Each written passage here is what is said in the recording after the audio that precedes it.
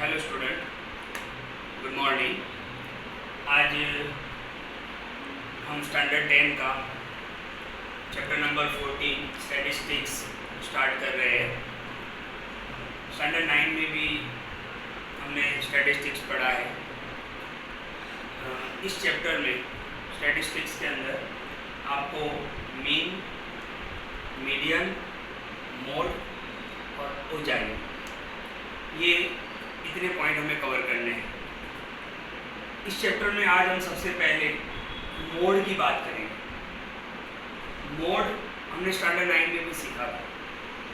आपको पता है कि अगर कोई डेटा दिया हो, जैसे फॉर एग्जांपल 4, 3, 3, 1, 2, तो इसका मोड क्या है?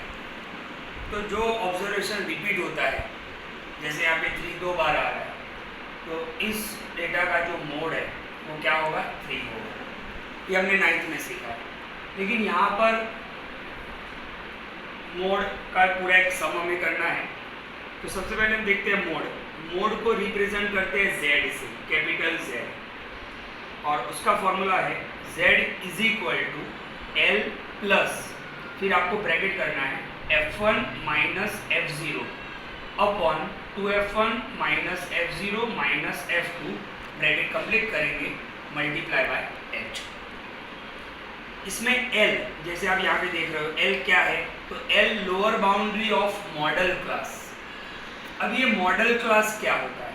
तो मॉडल क्लास, आप ध्यान से देखो यहाँ पर, the class which has highest frequency is model class, यानी जिस क्लास की फ्रीक्वेंसी सबसे ज़्यादा होगी उसको हम मॉडल क्लास बोलेंगे। तो मोड के अंदर मॉडल क्लास आएगा। ओके, लोअर बाउंड्री क्या है वो हम देखेंगे आगे नेक्स्ट लेक्चर में।